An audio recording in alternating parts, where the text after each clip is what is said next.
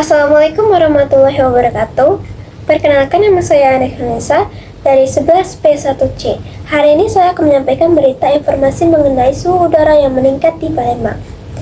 Dari yang dilansir dari web Stasiun Klimatologi Sumatera Selatan, Koordinator BMKG Sumatera Selatan, akhir-akhir ini warga Palembang telah merasakan cuaca yang sangat ekstrim.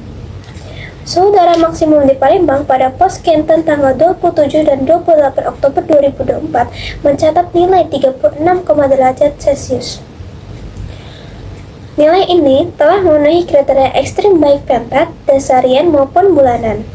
Batas ekstrim persentil 97% untuk pentat yaitu 36,6 derajat Celcius, untuk dasarian 36,5 derajat Celcius, dan untuk bulanan 36,6 derajat Celcius.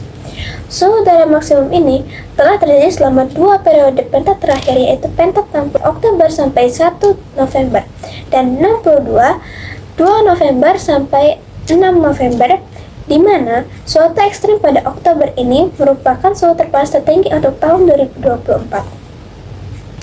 Berdasarkan pemantauan terkini, hampir keseluruhan wilayah di Sumatera Selatan telah memasuki musim hujan sejak pertengahan Oktober.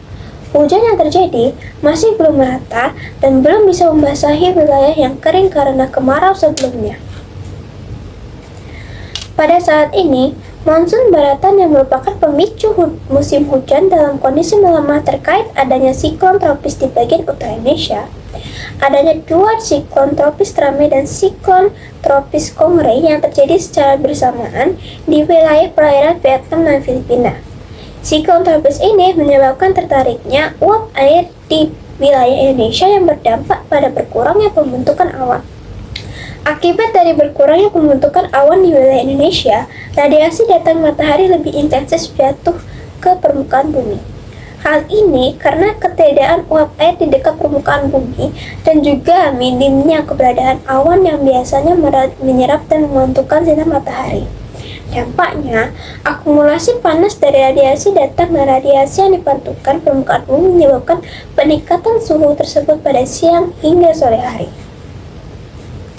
Secara normal, harusnya tren suhu udara sudah mulai menurun sejak pertengahan Oktober terkait pergeseran titik kulminasi matahari yang telah bergerak lebih jauh ke selatan dari Sumsel.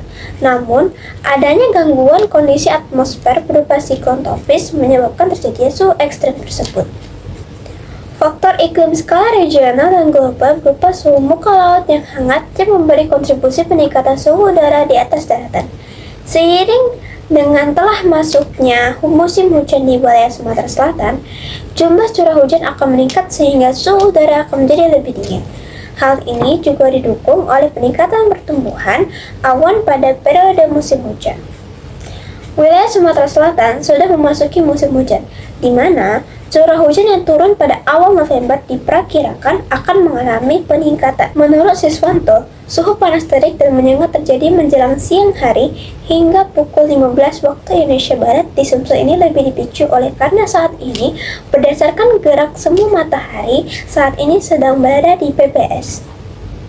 Di samping itu, minimnya awan yang terbentuk di Sumsel menyebabkan sinar UV yang berasal dari matahari tidak terhalang oleh apapun dan diterima secara maksimal di permukaan bumi. Kondisi ini masih akan berlangsung hingga 29 Oktober 2024 katanya. Inilah kemudian yang menyebabkan peningkatan suhu udara selama beberapa hari terakhir di Palembang dan sekitarnya.